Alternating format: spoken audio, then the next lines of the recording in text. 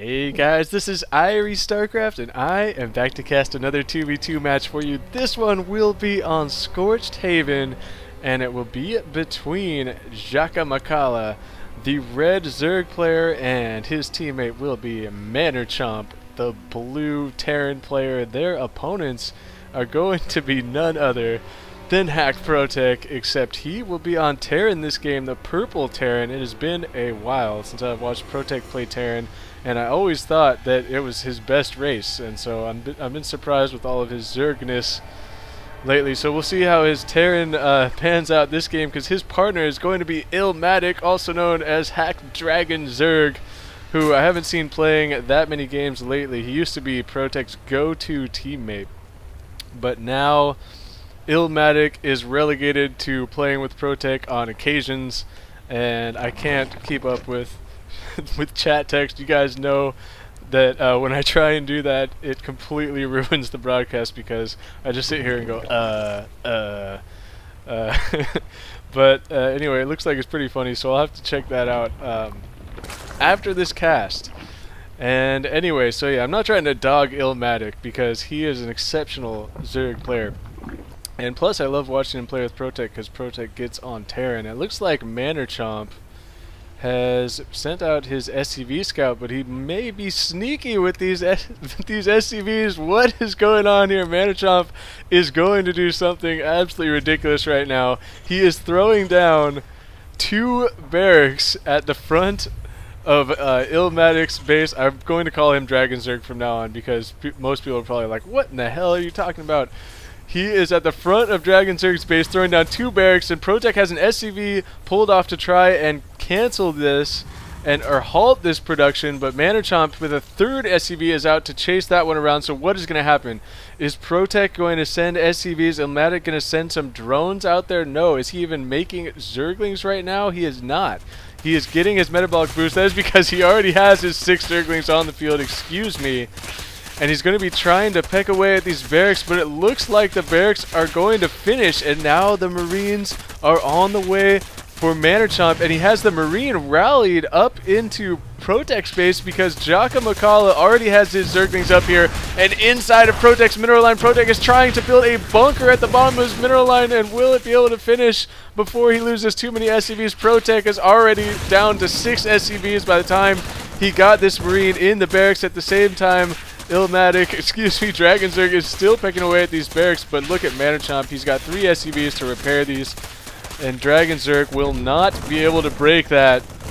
And MaNNErCHOMP rallying Marines up here, and ProTech is in so much trouble right now. He is flying this barracks back over here to help wall off this bunker, and ProTech, it looks like he will be okay for a little bit. He's got to use these bottom mineral patches to mine because there's Marines all over the top of his base. It's getting pretty dicey though, as ProTech is desperately trying to produce Marines and run them into this bunker. And there goes all of his SCVs.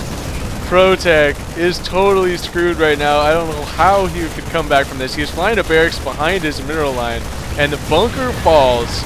This Marine is going to fall, and ProTech's base is in shambles, and now MaNNErCHOMP has a decent number of Zerglings out here, but he just cannot break this. The Marines are situated nicely behind, and it looks like MaNNErCHOMP wants the Overlord to be moved up to the high ground so he can run his Marines around here. And there are 2 barracks, it looks like, are going to be formed over here. The ProTech is going to fly his base over to DraGnZrg's base, and he's going to set up some barracks up here to create a choke point. And it looks like I mean, obviously they are up against it right now because ProTech is going to have to land inside DraGnZrg's base, but look at DraGnZrg. I'm having such a hard time calling him DraGnZrg. So apologize if I just start calling him MaNNErCHOMP, as he is pumping out 8 Banelings. And could the Banelings get down into these units? It's going to be really tough. But 8 Banelings should be enough to destroy both of these barracks, but there are 2 bunkers now going down in the back. And so you know that they're ready for this. Jakamakala has this vision right here and sees all these Banelings sitting here. So they're throwing down these extra bunkers in the back. And as soon as they see these Banelings move out, these bunkers, it looks like actually they are already going to go ahead and get into these bunkers. So excuse me there, the Baneling bust is not going to work. And ProTech and DraGnZrg stuck inside their base, so you can see the brilliance of this double barracks wall in. I don't think I've seen this before, and that could partly be because they changed the base of these ramps not that long ago. You used to be able to wall in with only 2 small buildings, like 2 pylons, but they expanded the range of this, I thought, or the openings here, so that it took more to wall in. Apparently 2 barracks can still wall that in. Those are big enough buildings, I guess, to do that.